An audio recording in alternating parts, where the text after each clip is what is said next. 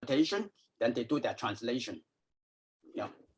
So, entonces, el libro que podemos ver hoy, que al menos el que está mostrando Donald acá, es el producto de 3000 años de interpretaciones y traducciones. Sobre todo las últimas traducciones se han hecho en los últimos 2 siglos por los occidentales. Pero lo que entendí que quiere destacar es que no es algo literal, sino que ha sido el producto de varias interpretaciones de varias generaciones a lo largo de 3000 años. okay. By the way, this is not beer, this is tea. I just used a mug to drink tea. This is tea, not beer. All right. Okay. A very brief understanding about what the I Ching book like and some background information. Then we go back. I will go back to the very basic about the name. So the first topic, we talk about understanding the book. First of all, this book is a manual for divination in the ancient time and divination. But now it comes to a philosophical book. And what's the evolution? Now this is the first thing that you need to understand about this book. All right. Lo que dice que originalmente el libro empezó como en el aspecto de la adivinación, ¿no? Lo mitológico de la adivinación, y a lo largo de estos 3000 años ha ido acercándose también a lo que es el aspecto filosófico. All right. Number one, we need to look at the name, the title of the book. It's called I Ching. I Ching is I and Ching is 2 Chinese words. And let's look at I. There, I have the 2 meaning. One is explicit, one is implicit. Explicitly, I means divination book in the ancient time. It just means divination book. I means in ancient time. So if you have any books of similar nature, can be called I.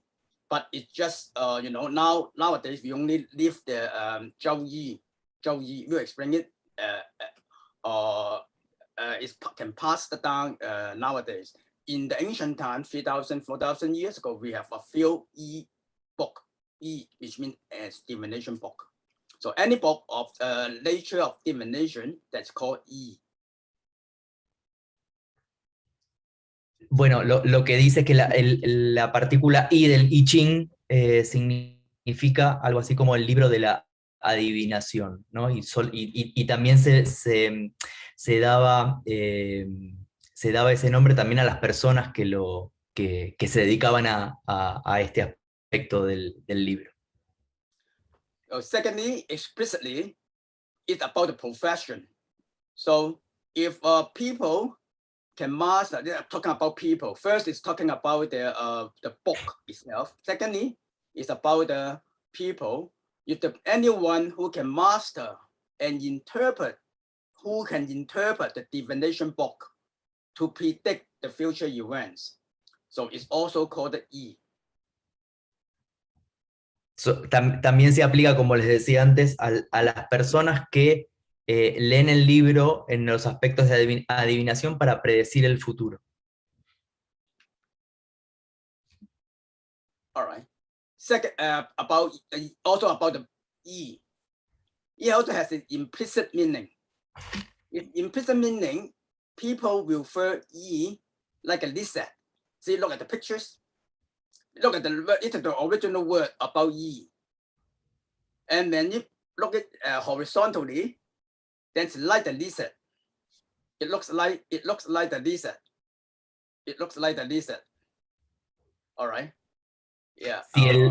Si miramos el ideograma chino que se refiere al I, que recién decíamos que puede ser el libro o la persona que adivina, también tiene una interpretación diferente cuando lo ponemos en forma horizontal y que tiene que ver con un lizard, una lagartija. Yeah, so lizard can change the color of its body from time to time. So it extends the meaning to change. It extends the meaning to change. All right. Y como las lagartijas cambian de color, bueno, el significado tiene que ver precisamente con esto, con el cambio. All right, another implicit meaning is the character I. The character I Now look it back vertically. So it composed of two characters. One is the sun. This is, look at this part. This is the sun. And then also the lower part is the moon. The lower part is the moon. So the day, the sun and moon, it means the change of the day and night. It changes from time to time, day and night, day and night. So which means you won't have the day all the time. You don't have the sunlight all the time, or you won't have the darkness all the time. So if you present your life, you won't be at the low side, downside all the time, or you won't be prosperous all the time in your life. It changes. That's life. Changes is life. Nothing is permanent. So this is the also from the word itself telling you about about changes. Everything changes. Bien, él cuenta acá que el ideograma, el que está marcado, el primero, que se ve en forma vertical, tiene como dos partes, ¿no? El sol y la luna, que representan de alguna manera el día y la noche, es este perpetuo devenir o cambio constante, ¿sí? Okay.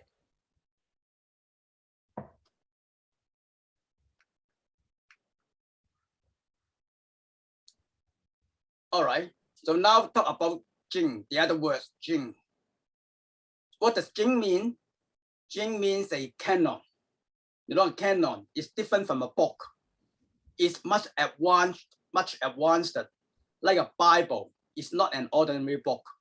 You cannot say any book is a ching. Ching is it's much higher or advanced. So it's not. So this is a ching. So this is a canon. Okay, and then two words together, yi jing together. So, but it's just for the normal people, the understanding. They say the book of change. To be more exact, it should be the canon of change. It's a canon, not just a book, but just for people easy to accept the idea. It's really quick. It's up to a very high level. It's a quick book that they can call it a book. You won't say Bible is a book.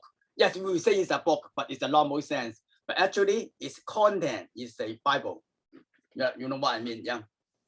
That's Jing means canon. Bien. Ok. Aquí lo que comenta, bueno, que la palabra ching, que de vuelta vuelve a lo que es el significado del libro, no se refiere a un libro ordinario, se refiere al canon o a un libro canónico, que para los occidentales lo más familiar sería la Biblia como un libro canónico, un libro fuera del ordinario, diríamos casi un libro sagrado. Okay, now look at that. After understanding the title and understanding the meaning yi and jing, then let's look at the evolution, how it comes from the divination to philosophy. So originally, it is a divination manual named Zhou Yi. Now the other terms, Zhou Yi, Yi Jing, is that the same? Now we'll explain Zhou Yi and Yi Jing. Sometimes we term it as the same one, Zhou Yi and Yi Jing. Two terms. Actually, it will refer to the same book, but with a slight difference. So Zhou is talking about the Zhou. What does it mean by Zhou? Zhou refers to the Zhou dynasty. This dynasty is in the history, Chinese history, lasted longer than any other dynasty in the Chinese history. It's over almost 800 years. This dynasty lasts for almost 800 years, not 790 years. So Zhou Yi means the Yi Jing at the time of Dynasty Zhou. We also refer to this book as another name, Zhou Yi. Okay. Bien, lo que dice Donald es que bueno, el libro que llamamos I Ching también se lo conoce como, how do you pronounce it? Zhou. Zhou Yi. Zhou Yi. Zhou. Yeah. Zhou Yi. Zhou que viene, cuyo nombre viene precisamente, digamos, es el nombre que viene de cuando se escribió el libro, que fue cuando reinaba la dinastía Zhou en China, que fue, it was the second dynasty in China, wasn't it? The second longest. The second dynasty. Second longest Han dynasty. Han. Okay. Anyway, Que la dinastía Zhou. 23 dynasty in the Chinese history. Okay. Now we don't have any dynasties, not emperor. Now it's republic. Yeah. Mm-hmm. Okay. Este libro es el que se escribió durante la dinastía Zhou, que fue una de las dinastías que más tiempo duró en la historia de China, ¿sí? Que duró alrededor de 800 años. Entonces, el nombre I Ching también se puede llamar Zhou.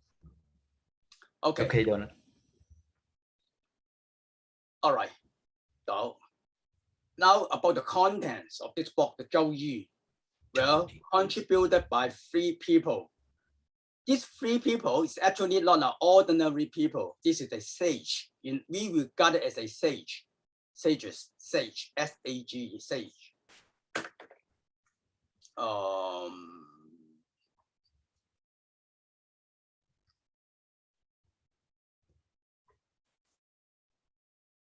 Yeah. I'm sorry, what do you mean by sage? It's noble, very high scholar. It's not normal people. Sages, yeah, okay. Sage, yeah. Bueno, la escritura del libro a través de estos años lo han hecho varias personas que, como en Occidente más o menos lo llamamos los sabios, los eruditos, ¿sí? Aparecieron 3 personas fundamentales en la historia del I Ching.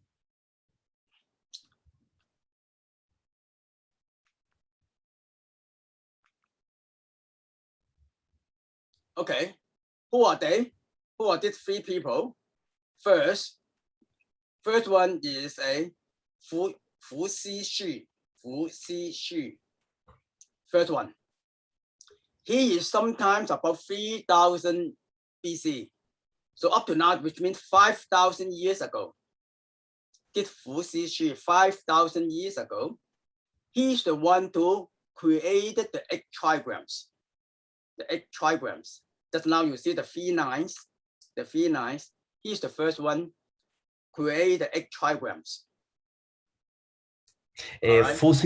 Fu Xi sería una de las primeras personas que alrededor del 3000 a.C.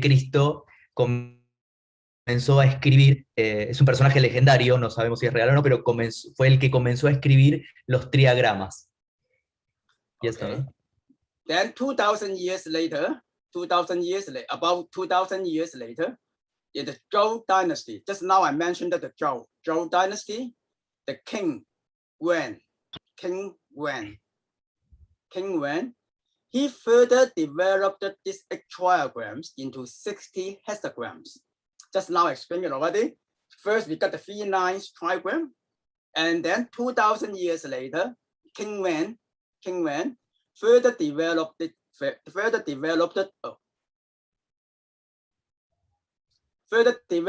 these 8 trigrams into 64 trigrams by combination. Just now I explained it already, that I combine them, one on top, one on below, and also wrote the hexagram statements. You have to as well explain what does this image means or what does it tell. Then that is King Wen, right? Yeah. So, bueno, alrededor del año 1150 a.C., en plena dinastía Zhou, fue el rey Wen el que desarrolló y combinó los triagramas que venían del Fu Xi legendario y desarrolló los 64 hexagramas. No solamente los símbolos, sino también lo que ahí figura como hexagram statements, que serían como el significado preliminar del símbolo. All right. Then his son, King Wen's son, called the Duke of Zhou, wrote the 9 statements. What is 9? The 9 is there, from the 3 lines, and then combination of 3 lines. 3 lines is a trigram. Combine them, then this is a hexagram, then which means they have 6 lines. Each line also to explain the situations. Then each 9 day, the Duke of Zhou wrote the 9 statements to explain the situation as presented by the 6 lines of a hexagram. Como ustedes podían ver en el cuadro que había mostrado Don al principio, que cada triagrama son 3 líneas y los hexagramas son las combinaciones de los triagramas, con los cuales tenemos 6 líneas. Lo que hizo el hijo del rey Wen, que es el duque Zhou, fue hacer comentarios o explicar qué significaba cada una de las líneas que conforman los hexagramas. All right, so just that the 9 statements, so that this 9 statements, there are 6 lines. You say that 6 at the beginning, 6 in the second. What does it mean by 6 here in this book, in Richard Wilhelm? 6 is 6 is yin. Sorry, 6 is yang. 9 is yin. 6 is 9. Okay, so 6 in the second is yang in the second. 9 in the third place. Sorry. 6 is the yin. 6 is the yin. 9 is the yang.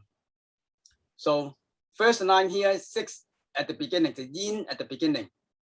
6 in the second, yin in the second. 9 in the third means the yang in the third place. Yang in the third place, the third 9.